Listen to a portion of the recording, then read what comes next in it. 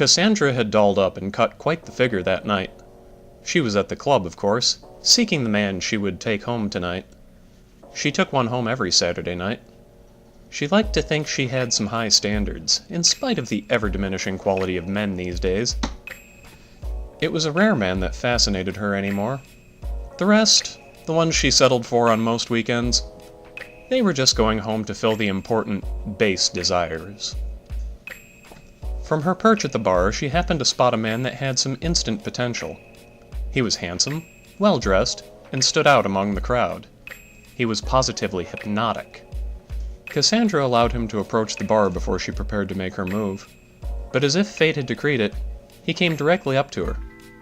"Care for a drink?" She smirked coyly and accepted his offer. They took their drinks and slipped off to a quieter corner of the club to chat a bit. He was astounding. He was interesting to talk to, full of fascinating stories, and as knowledgeable about matters as any man she'd ever met. It was a pity this would be a one-night thing. She felt she could almost stand to keep him around. After some time, she decided to lay down one of her tried-and-true one-liners on him. "So I have a little confession to make, though I don't think you'll believe me." "Try me." "I'm a vampire." The man was unfazed. He simply replied, "I believe you." Cassandra was taken aback. Most of the time when she dropped this bombshell, men just laughed it off. She tried again. "I really mean it. I'm a vampire. I've walked the earth for 300 years.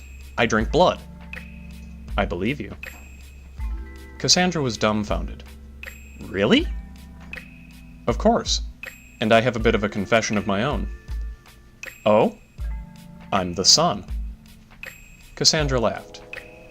"I suppose that's one way to cope with being told you're chatting up a vampire?" "I'm serious."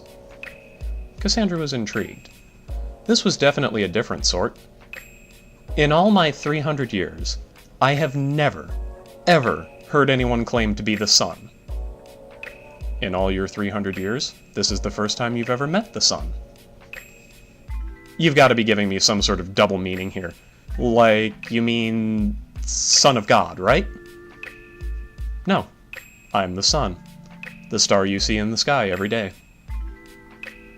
"There's no way you're the sun.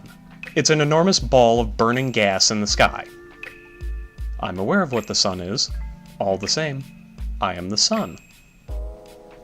Cassandra couldn't tell if he was joking or insane. She decided to change the topic substantially. "I like this song. Let's go dance on the sun." The two danced the night away. By closing time, Cassandra proposed they head back to her apartment. The man agreed, and as it was within walking distance, they laughed and chatted away the whole time. In her living room, she offered the man another drink. The two talked. It felt like he could make minutes turn into mere seconds. He was so captivating. Cassandra was almost sorry this was the last night she'd ever have him around. Before long, she decided it was time for a little reveal. "Do you remember earlier tonight I told you I was a vampire?" "Yes." Cassandra opened her mouth with a feral hiss, revealing two fangs and morphing before him into a pointed-eared, mottled-skinned monstrosity. "I was telling the truth."